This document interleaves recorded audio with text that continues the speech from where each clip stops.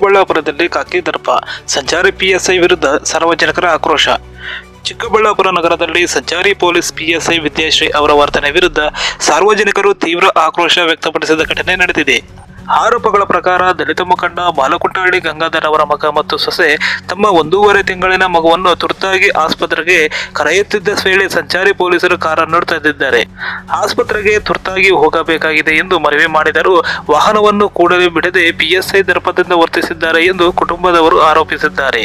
ಈ ವೇಳೆ ನ್ಯಾಯಾಲಯಕ್ಕೆ ತುರ್ತಾಗಿ ತೆರಳಬೇಕಿದ್ದ ವಕೀಲರೊಬ್ಬರು ಮನವಿಯನ್ನು ಪರಿಗಣಿಸದೆ ಅವರ ಮೇಲೂ ಇದೇ ರೀತಿ ವರ್ತನೆ ತೋರಿದ್ದಾರೆ ಎನ್ನಲಾಗಿದೆ.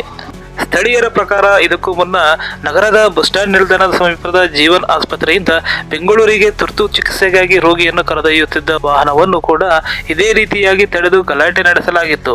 ನಂತರ ಮೇಲಾಧಿಕಾರಿಗಳ ಸೂಚನೆ ಮೇರೆಗೆ ವಾಹನವನ್ನು ಬಿಡಲಾಗಿತ್ತು ಎಂದು ಆರೋಪಿಸಲಾಗಿದೆ.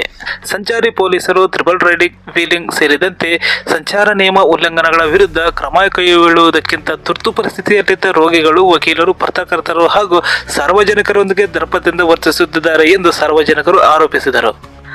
ಘಟನೆಯ ವೇಳೆ ಕೆಲಕಾಲ ವಾಹನ ಸಂಚಾರ ಅಸ್ತವ್ಯಸ್ತಗೊಂಡು ಟ್ರಾಫಿಕ್ ಜಾಮ್ ಉಂಟಾಗಿ ಸಾರ್ವಜನಿಕರು ಪರದಾಡಿದರು. ಮಾಹಿತಿ ತಿಳಿದು ಸ್ಥಳಕ್ಕೆ ಡಿವೈಎಸ್ಪಿ ಭೇಟಿ ನೀಡಿ ಪರಿಸ್ಥಿತಿಯನ್ನು ನಿಯಂತ್ರಿಸಿದರು.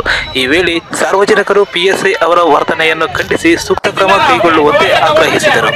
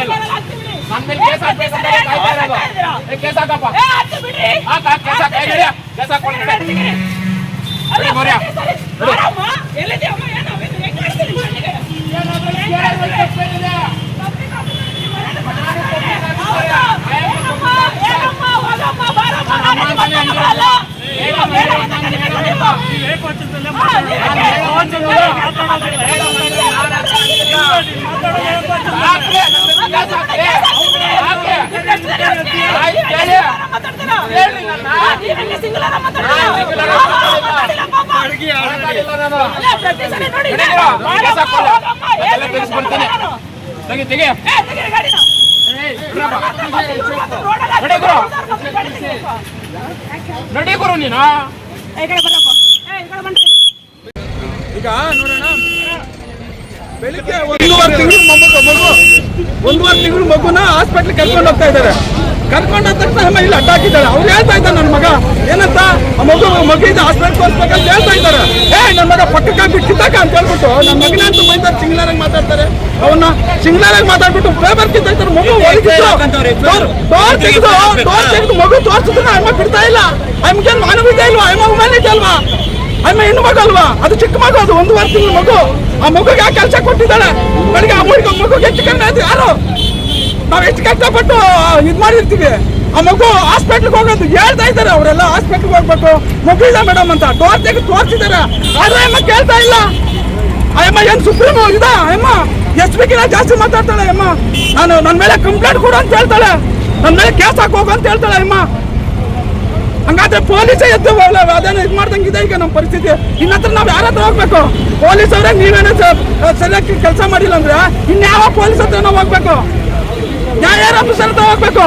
ನೀನು ಕಾಮನ್ ಸೆನ್ಸ್ ಇಲ್ವಾ? ನೀವು ಒಬ್ಬ ಸಬ್ ಇನ್ಸ್ಪೆಕ್ಟರ್, ನಿನ್ನ ಹುದ್ದೆಯಲ್ಲಿ ಜವಾಬ್ದಾರಿ ಸ್ಥಾನದಲ್ಲಿ ಇದೆಯಾ? ಆಯ್ತಲ್ವಾ? ಮಗು ಇದೆ, ಅದು ಆಮೇಲೆ ಬೇಕಾದ್ರೆ ನೋಡೋಣ. ಆಯ್ತಪ್ಪ, ಪಕ್ಕಕ್ಕೆ ಇಲ್ಲ, ಮಗು ನೆತ್ಕೊಂಡು ಹೋಗಂತ ಹೇಳ್ಬೇಕಲ್ಲ.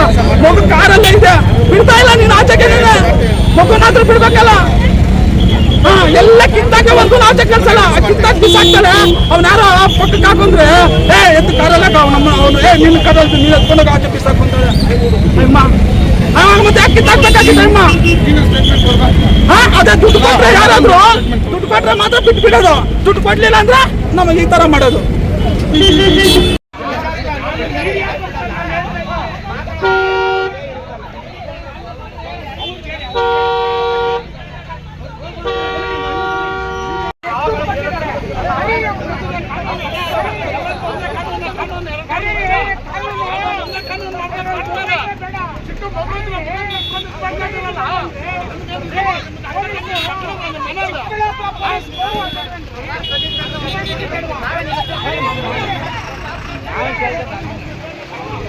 हाँ